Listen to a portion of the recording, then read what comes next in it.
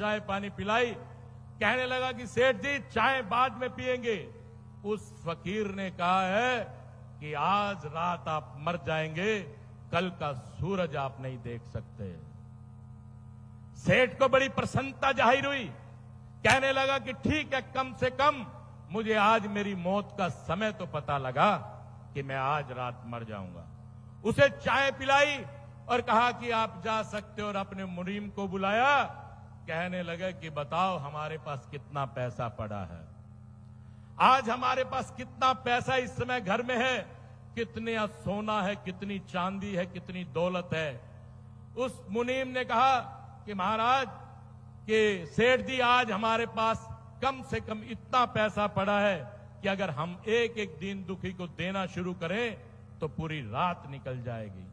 और बैंकों में और इधर उधर जो प्रॉपर्टीज पड़ी हैं, एक सप्ताह तक आपके आदेश अनुसार अगर दिन रात बांटे तो ये एक सप्ताह तक पैसा बांटा जा सकता है। इतना पैसा आज हमारे पास है। उस सेठ ने कहा कि मुनीम जी तुरंत उस पैसे को निकलवाइए जो घर पर पड़ा है, और सभी को नगर में कह दीजिए कि जो जरूरतमंद हैं उनको ये पैसा वितरित किया जाएगा।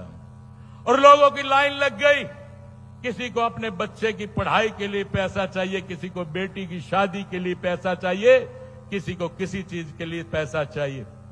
और वो व्यक्ति जिसको फकीर ने सामने कहा था कि आज की रात ये मर जाएगा, वो वहीं पर एक कोने में आकर बैठ गया।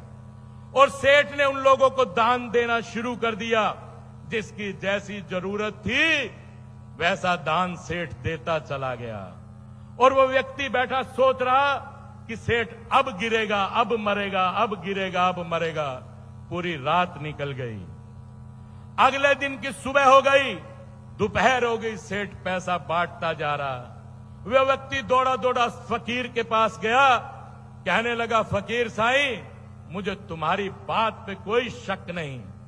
कल आपने कहा था कि वो सेठ आज की रात मर जाएगा, सुबह का सूरज नहीं देखेगा, लेकिन तुम्हारे कहने के बावजूद उस सेठ ने पूरी रात निकाल दी।